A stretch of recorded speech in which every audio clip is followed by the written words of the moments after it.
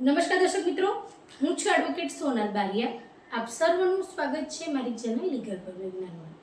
દર્શક મિત્રો, એક મિત્રનો પ્રશ્ન છે કે અમે ખેતીની જમીન ખરીદેલી છે, પરંતુ હું ખેડૂત ખાતેદાર નથી અને મારા પત્ની છે એ ખેડૂત ખાતેદાર છે, પરંતુ ખેતીની જમીન એ મારા નામે ખરીદવામાં આવેલી છે.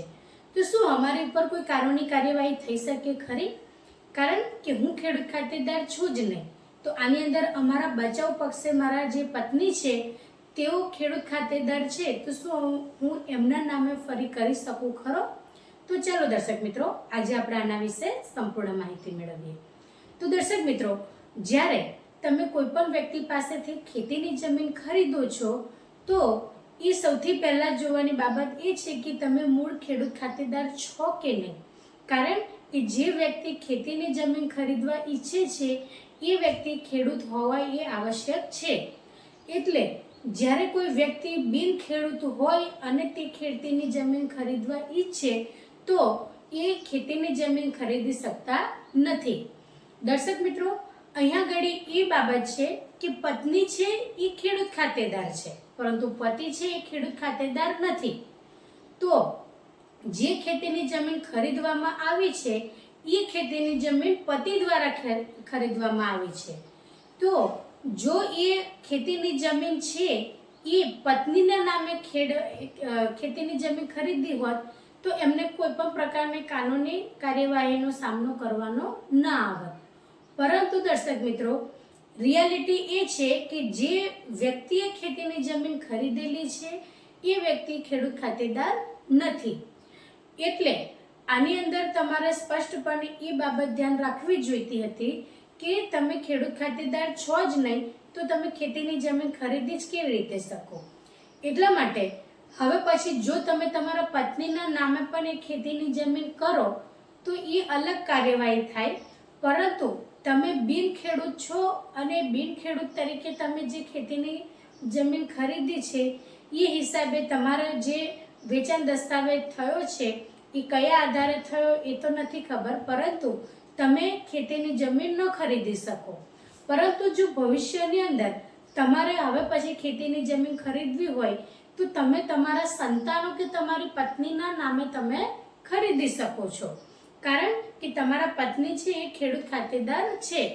હવે પત્ની કેવી રીતે ખેડૂત ખાતેદાર થયા એ કદાચ કોઈને પ્રશ્ન થતો હોય તો દર્શક મિત્રો, જો પત્નીના પિયર પક્ષે તેમના પિતા ખેડૂત ખાતેદાર હોય અને એ બિન ખેડૂતને પરણેલા હોય તો એ જે દીકરી છે એ ખેડૂતના દીકરી ગણાય. એટલા માટે પત્ની જે છે એ ખેડૂત ખાતેદાર ગણાઈ શકે. એટલા માટે તેઓ તેમના નામે જે ખેતીની જમીન છે એ ખરીદી શકે છે.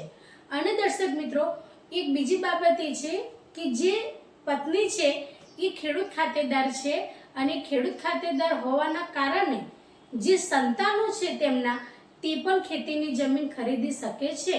કારણ કે તેમના માતાના હિસાબે જે માતા ખેડૂત ખાતેદાર છે એટલે તેમના સંતાનો છે એ પણ ખેડૂત ખાતેદાર ગણાઈ શકે. માતા અથવા પિતા બેમાંથી એક જો ખેડૂત ખાતેદાર હોય તો તેમના સંતાનોને વાંધો આવતો નથી. પરંતુ અહીંયા આગળ જે હસબન્ડ છે તેઓ ખેડૂત ખાતેદાર નથી, એટલે તેમની ઉપર કાનૂની જે કાર્યવાહી છે થઈ શકે છે. એટલા માટે જો તેઓ અરજી કરીને એ જે ખેતીની જમીન છે એ એમના પત્નીના નામે ટ્રાન્સફર કરાવી હોય તો કરાવી શકે છે. પરંતુ એક વખત એમને એમના નામે જે ખેતીની જમીન ખરીદી છે એની જો કોઈ કાર્યવાહી થઈ શકે તો એની અંદર તમે બચાવ પક્ષે શું મૂકી શકો એ તમારે જ વિચારવાનું રહ્યું. એટલે દર્શક મિત્રો, જે પણ વ્યક્તિ બિન ખેડૂત છે તો સૌથી પહેલા તમે ખેતીની જમીન જો તમારે હોય તો તમારે ખેડૂત ખાતેદારનું પ્રમાણપત્ર મેળવી લેવું જોઈએ અને ત્યાર પછી જ તમારે ખેતીની જમીન ખરીદવી જોઈએ. અથવા તમારી પાસે બહુ સારું ઓપ્શન હતું કે તમે તમારા પત્નીના નામે જ ખેતીની જમીન ખરીદી શકતા. એટલા માટે જો તમે આ જે ખેતીની જમીન ખરીદી છે તો તમે એક કલેક્ટર સાહેબ શ્રી સમક્ષ એક અરજી કરીને અને તમે આ રીતની તમારી જે મેટર છે એની અંદર તમે એમને જાણકારી કરી શકો છો કે મેં ખેતીની જમીન ખરીદી છે.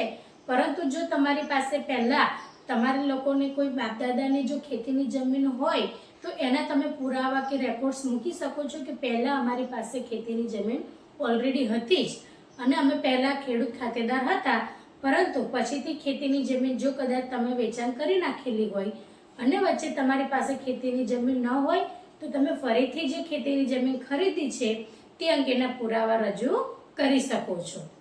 એટલે આ રીતની તમે એક અરજી કરો અને કલેક્ટર સાહેબ શ્રી સમક્ષ તમારો શું હુકમ કરે છે એની રાહ જુઓ. અને દર્શક મિત્રો, એ પણ તમે અરજીની અંદર દર્શાવજો કે મારા જે પત્ની છે એ ખેડૂત ખાતેદાર છે, તો શું હું આ જે ખરીદેલી જમીન છે એ હું મારા પત્નીના નામે કરી શકું ખરો? એ પણ તમે પૂછી જોજો. કારણ કે આવી બધી મેટરો છે એની અંદર દર્શક મિત્રો ક્યારેક જે તે સંજોગો છે એ કેસને આધીન કંઈ બુકમાં લખેલું ના હોય કે આનો આ રીતના તમારે પરિણામ આવશે. એ ઘણીવાર લોજિક હોય છે, એટલે જે કોર્ટ હોય છે એની સમજદારીપૂર્વકના જે તે નિર્ણયો એ પણ કામમાં આવતા હોય છે.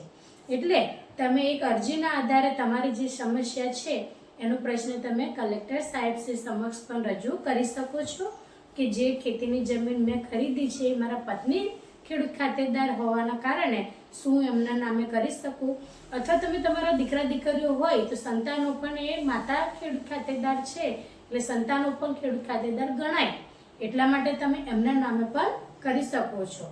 તો આ રીતની તમે રજૂઆત કરો અને ત્યાંથી જે તે હુકમ આવે એના આધારે તમે આગળની કાર્યવાહી કરી શકો છો.